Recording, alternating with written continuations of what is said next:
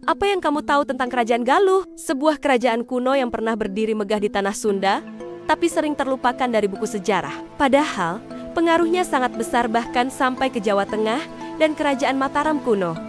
Yuk, kita telusuri dari awal berdirinya, masa kejayaan, hingga akhir keruntuhannya.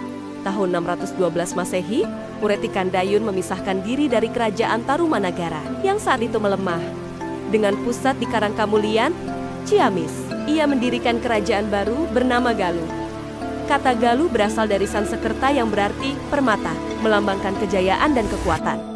Wilayah Galuh saat itu mencakup Priangan Timur, Ciamis, Banjar, bahkan hingga ke perbatasan Jawa Tengah. Di tepi Sungai Citandui, di antara kabut gunung dan hutan lebat, berdirilah kerajaan yang kelak menurunkan Raja besar Nusantara. Setelah runtuhnya Tarumanagara, dua kerajaan berdiri, Sunda di barat, Galuh di timur, sering berselisih, tetapi kemudian berdamai melalui pernikahan politik antar keluarga kerajaan. Galuh berkembang menjadi pusat spiritual dan politik, sementara Sunda menguasai wilayah pesisir dan perdagangan. Galuh dan Sunda seperti dua saudara, bersaing, tapi tak bisa hidup tanpa yang lain. Reti Kandayun, pendiri Galuh yang bijaksana, dikenal karena manuver politiknya. Rahyang Mandi Minyak, anak Ureti Kandayun, menikah dengan putri kerajaan Kalingga Jawa Tengah. Sanjaya, cucu Mandi Minyak, menjadi tokoh penting. Ia pindah ke Jawa Tengah dan mendirikan dinasti Sanjaya, cikal bakal Mataram kuno.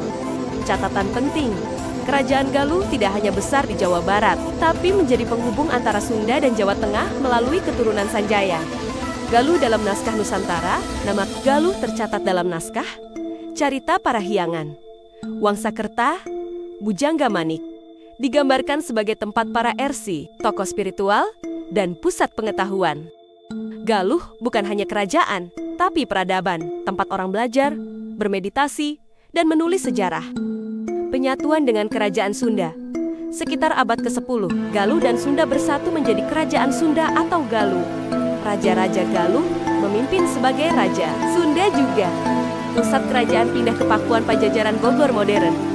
Dua kerajaan bersatu, bukan karena perang, tapi karena kesadaran bahwa kekuatan mereka lebih besar jika bersama. Runtuhnya Pajajaran, akhir Galuh, tahun 1579, Kesultanan Banten menyerang Pajajaran. Raja terakhir, Prabu Surya Kancana, melarikan diri ke pedalaman. Kerajaan Sunda Galuh runtuh, dan nama Galuh perlahan hilang dari peta kekuasaan. Satu persatu istana terbakar, kitab-kitab hilang, dan nama Galuh hanya tinggal dalam cerita rakyat. Warisan Galuh